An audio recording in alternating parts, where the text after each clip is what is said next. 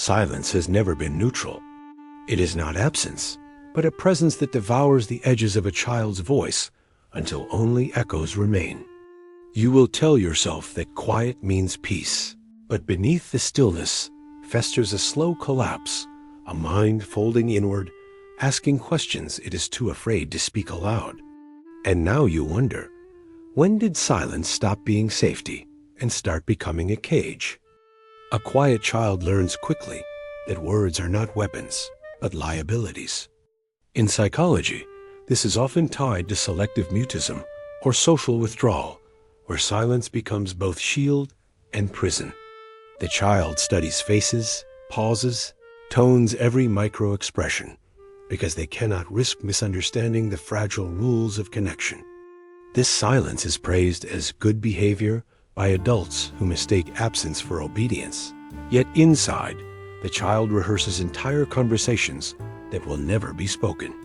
Each unspoken word compounds into a weight that thickens the air around them. And so, they learn to disappear in plain sight. But if no one notices your silence, do you still exist at all? In developmental psychology, silence often masks hypervigilance. The quiet child is not calm. They are scanning, interpreting, calculating survival in every social exchange. This constant monitoring resembles the mechanics of anxious attachment, where the child feels unseen, yet terrified of being rejected if they speak. They internalize the lesson that safety lies in erasure. To say nothing is to avoid punishment, embarrassment, exposure.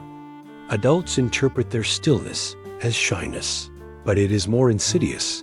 It is the shaping of a self defined entirely by what it withholds.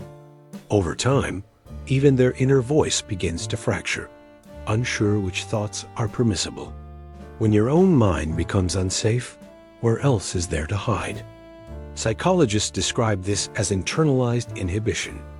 A child restrains impulse until even natural expression feels dangerous. Every smile, every laugh, every question is rehearsed, then swallowed.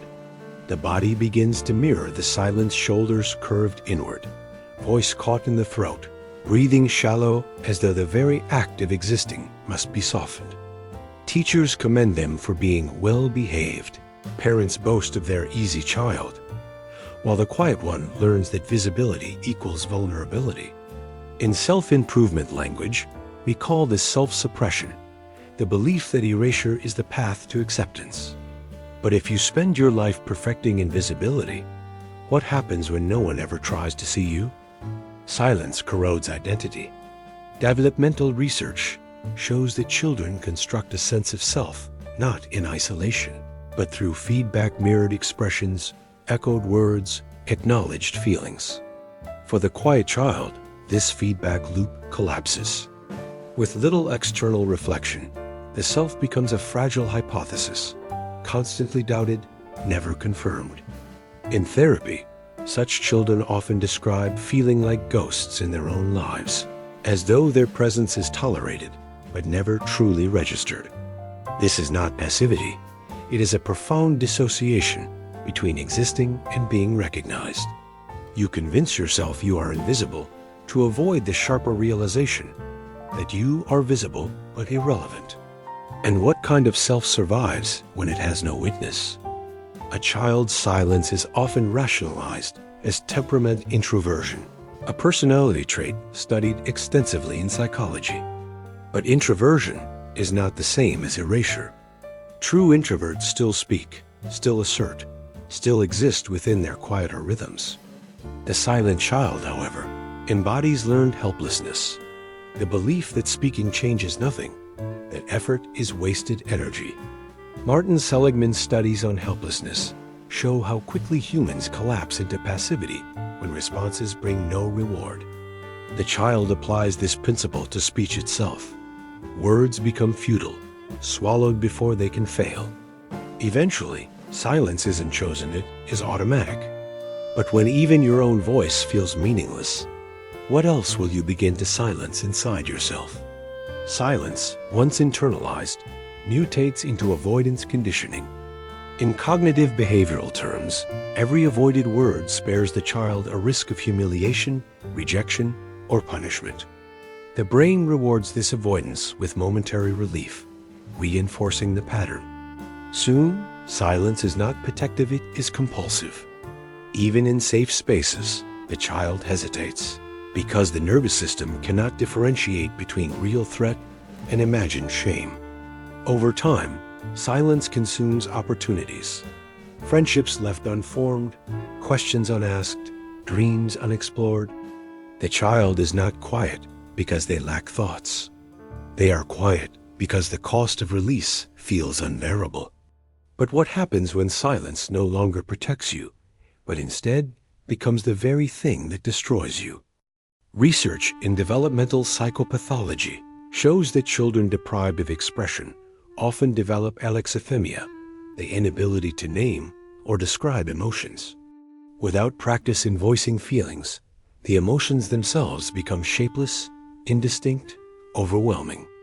A quiet child may feel sadness as heaviness, anger as static, joy as a fleeting shadow, but never name them, never share them, never process them.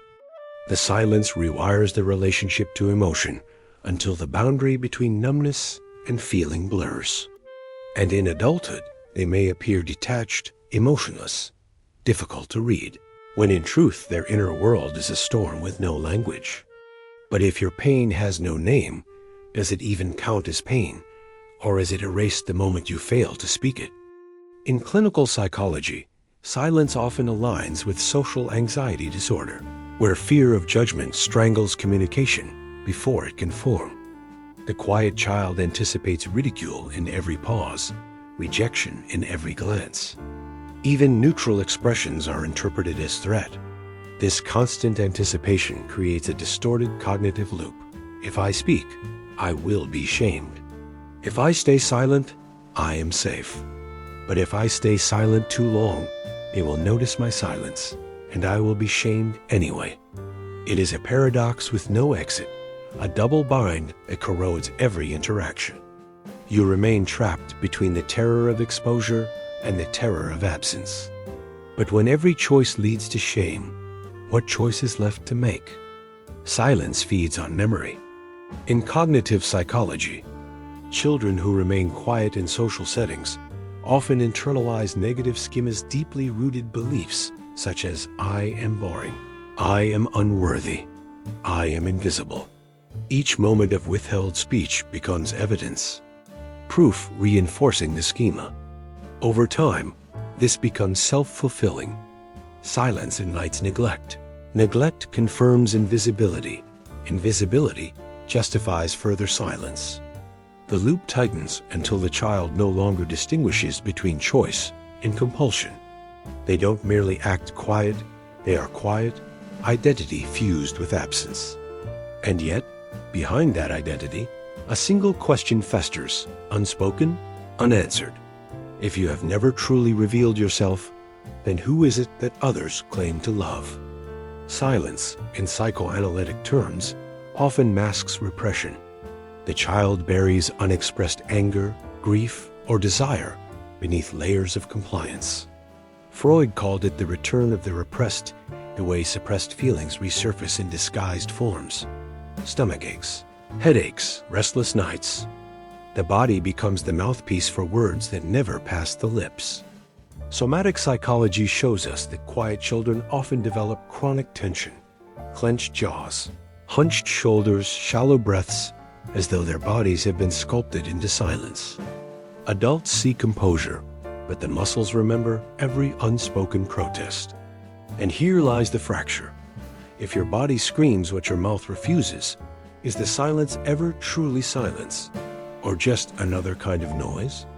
Silence does not protect against conflict, it invites it inward. Cognitive dissonance theory explains how the quiet child holds two truths at once: the desire to be seen and the compulsion to remain hidden. This unresolved tension creates psychic pain, annoying unease that cannot be spoken, so it folds back onto the self. Over time, the child may turn silence into self-blame. I am ignored because I deserve to be ignored. I am quiet because nothing I say matters.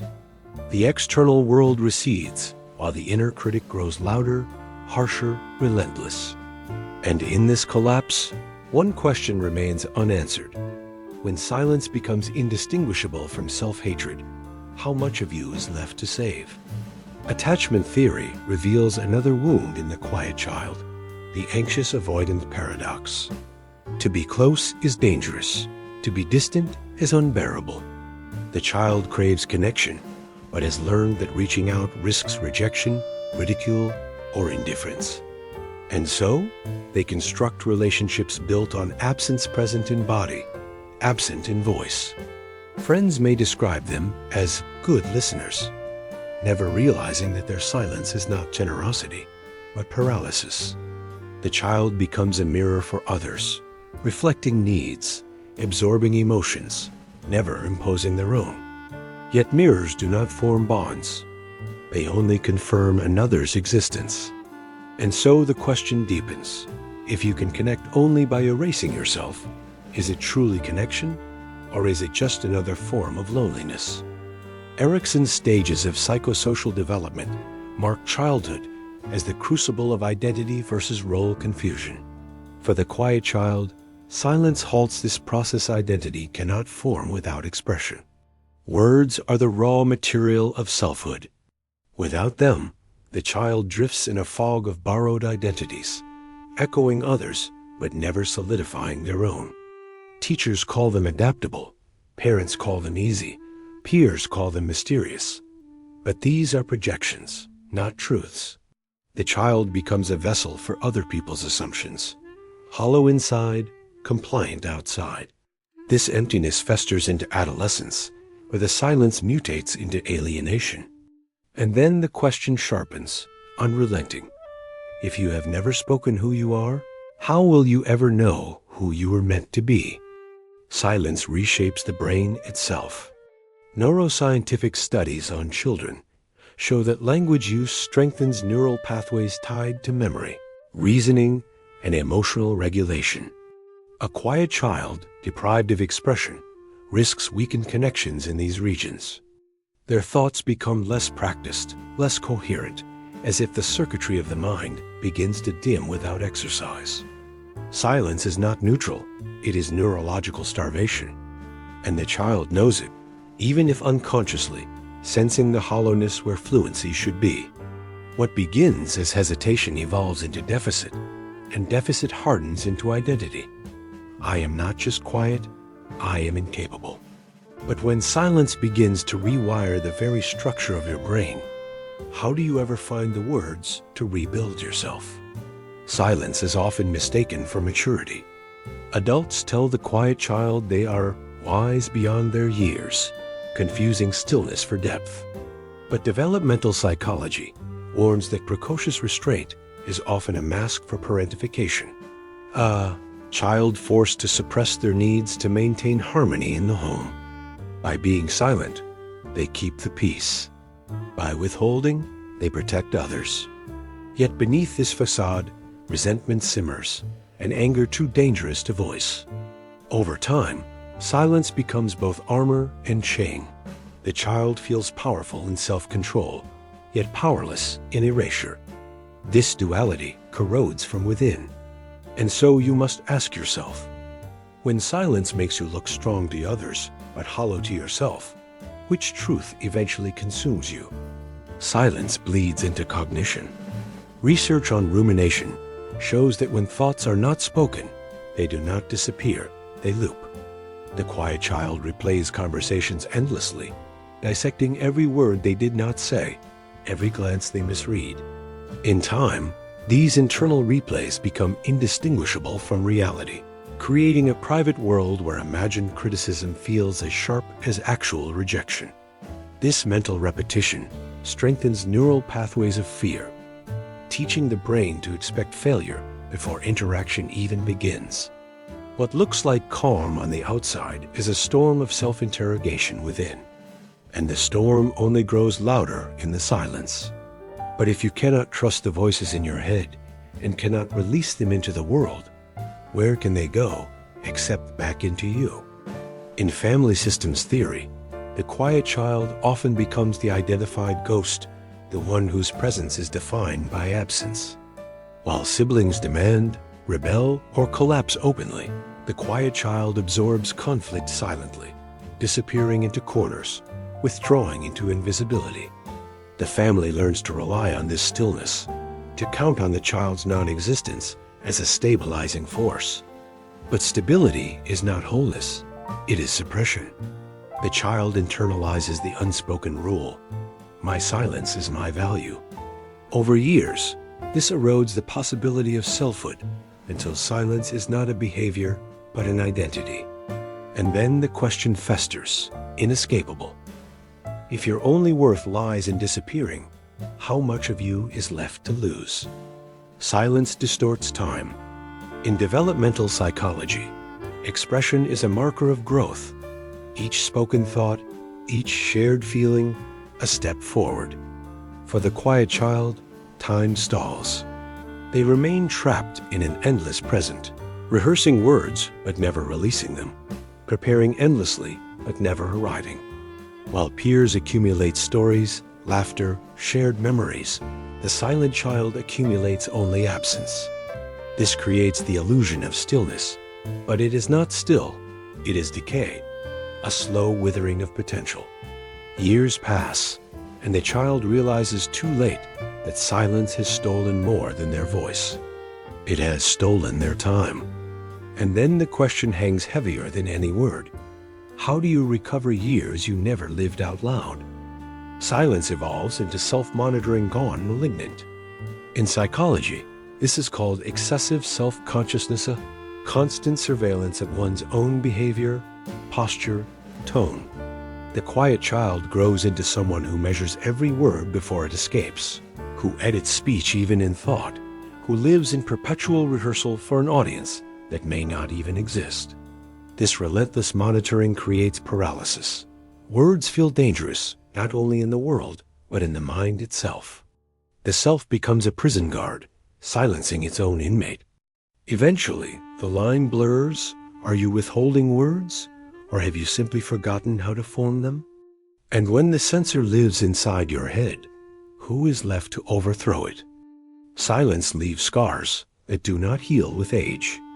Longitudinal studies show that children who internalize silence often carry it into adulthood as chronic inhibition, a personality style rooted in fear of exposure.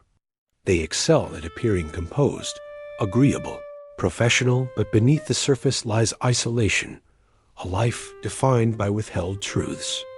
In relationships, they nod instead of arguing, endure instead of asking, vanish instead of demanding to be seen. They are admired for their restraint, but it is admiration built on absence, not presence. And as the years pass, they wonder if they have lived at all, or merely shadowed life's edges. If silence was the only story you ever told, was it ever truly a life? In trauma psychology, silence often parallels dissociation. The quiet child learns to retreat not only from speech, but from awareness itself. They float above moments, observing rather than inhabiting, drifting through interactions like a ghost tethered loosely to the body. This withdrawal becomes automatic. The less they speak, the less they feel. The less they feel, the less they are. What others mistake for daydreaming is in fact a vanishing act consciousness, retreating from the unbearable weight of being seen.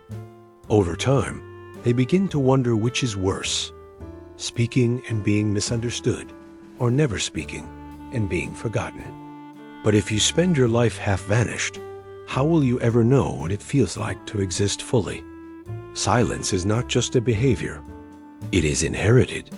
Research in intergenerational trauma shows that children often mirror the unspoken rules of their caregivers.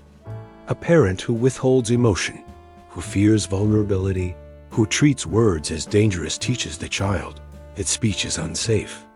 Thus silence becomes a family tradition, passed down like an heirloom of absence. The child's quietness is not theirs alone. It carries the weight of generations who never learned to speak their truths. They embody a lineage of suppression unknowingly repeating what was never healed. And so the haunting question remains: if your silence is not even yours, but inherited, how do you know where your voice truly begins? Silence masquerades as control. The quiet child tells themselves that by withholding words, they are choosing restraint, mastering their environment. But cognitive psychology shows that suppression is not mastery, it is depletion. Each act of silencing consumes mental energy, leaving less for creativity, spontaneity, or joy. Over time, the illusion of control collapses into exhaustion. The child grows into an adult who believes restraint is strength, yet feels perpetually drained, hollow, brittle. Their silence becomes less like armor and more like a cage. And the unrelenting question lingers in the dark. When your only power is absence, what happens when even that is no longer enough to protect you? Silence corrodes intimacy. In relationships, psychologists call this emotional unavailability, a pattern where the quiet one cannot reveal their inner world, no matter how much they long for closeness.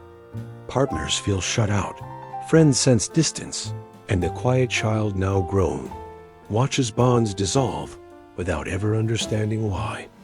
They crave connection, yet the act of sharing feels like exposure, vulnerability too raw to risk. So they love silently, ache silently, lose silently. And though people may remain physically near, the silence between them grows heavier than presence, which leaves the question hanging, suffocating. How can anyone truly love you if you never give them anything to hold? Silence sharpens into self-sabotage. In behavioral psychology, this aligns with avoidant coping, the refusal to confront, to risk, to engage. Opportunities arise: a chance to speak in class, to share an idea at work, to confess a feeling, and the quiet one declines, convinces themselves it is safer to wait. Yet each refusal becomes another brick in the wall, another confirmation of inadequacy. Success slips away, not because they lack ability, but because they chose silence over possibility. The tragedy is not failure, but absence, the chance that never existed because it was never spoken. And in the end, the question bites deeper than regret. If silence cost you every opportunity, was it safety at all, or simply slow destruction? Silence mutates into identity foreclosure. In Ericksonian terms, this occurs when development halts before true exploration begins. The quiet child grows into an adult who adopts roles others assign: the reliable one, the background presence, the agreeable shadow. Without a voice, they never risk rejection, but they also never risk discovery. Their life becomes a script written by others, performed wordlessly, without revision. And as the years unfold, the realization curdles. They have never lived their own life, only existed within someone else's projection. The silence is no longer a choice, but a destiny already sealed. And the question grows unbearable. If you never chose your identity, can you even claim it as your own? Silence becomes pathology when it hardens into depressive withdrawal. Clinical studies reveal that chronic suppression of expression increases risk from major depression, where energy collapses inward and meaning drains from experience. The quiet child grows into an adult whose stillness is no longer misread as composure, but recognized as despair. The absence of words becomes the absence of drive, of purpose, of will. Even the inner dialogue slows, thoughts dissolving into a gray hum. At this stage, silence is no longer protective, it is consuming, the slow suffocation of the psyche from within. And one question hangs like a noose. If even your own mind falls silent, what remains of you at all? Silence erodes agency. In psychology, agency is the sense that your actions influence the world, that you can shape outcomes. The quiet child learns the opposite, that their words change nothing, their presence shifts nothing, their existence ripples nowhere. This belief calcifies into adulthood, where they move through life as passengers, watching others steer. They comply, they adapt, They endure, but they never choose. What began as hesitation becomes fatalism, a conviction that life happens to them, never through them. And so they live as shadows in their own stories, voiceless narrators of other people's scripts. But if you are never the author of your life, did you ever truly live it? Or were you erased before you began? Silence does not remain contained. It spreads like contagion. In group psychology, pluralistic ignorance shows how individuals withhold thoughts because they assume others disagree, while others do the same, until the whole group is trapped in collective silence. The quiet child, grown into the quiet adult, enters rooms and replicates this paralysis, reinforcing atmospheres of suppression wherever they go. Their silence becomes cultural, shaping classrooms, workplaces, families into spaces where nothing raw is spoken. And in that void, truth withers. What began as a child's survival strategy metastasizes into society's sickness. And the question grows monstrous, inescapable. When silence becomes everyone's language, who is left to speak the final word? Silence becomes death without dying. Existential psychology warns that the greatest terror is not mortality, but the unlived life. The quiet child matures into someone who drifts through years like a shadow, never breaking the surface, never leaving a mark. They are remembered not for what they said, but for what they never dared to say. And when the end approaches, it is not fear of death that suffocates. It is the realization that they never truly existed at all. Their silence, once survival, has become erasure, and the void they carried within finally consumes them whole. And the last question sharpens like a blade. If silence erased you while you still lived, did you ever exist to begin with? Silence has followed you through every stage, not as absence, but as an infection, threading itself into thought, body, memory, and time. It disguised itself as safety, as obedience, as maturity, until you could no longer tell where silence ended and you began. Psychology calls it inhibition, avoidance, repression, withdrawal. But those are just names, sterile labels for something far more devastating. The slow erasure of a self that was never permitted to exist. You thought you were surviving, but survival became suffocation. You thought you were protecting yourself, but the protection became a prison. And now, looking back, the question can no longer be deferred, no longer hidden in the pauses between words. If you are never allowed to speak, never allowed to exist fully, then what exactly was it that lived in your place?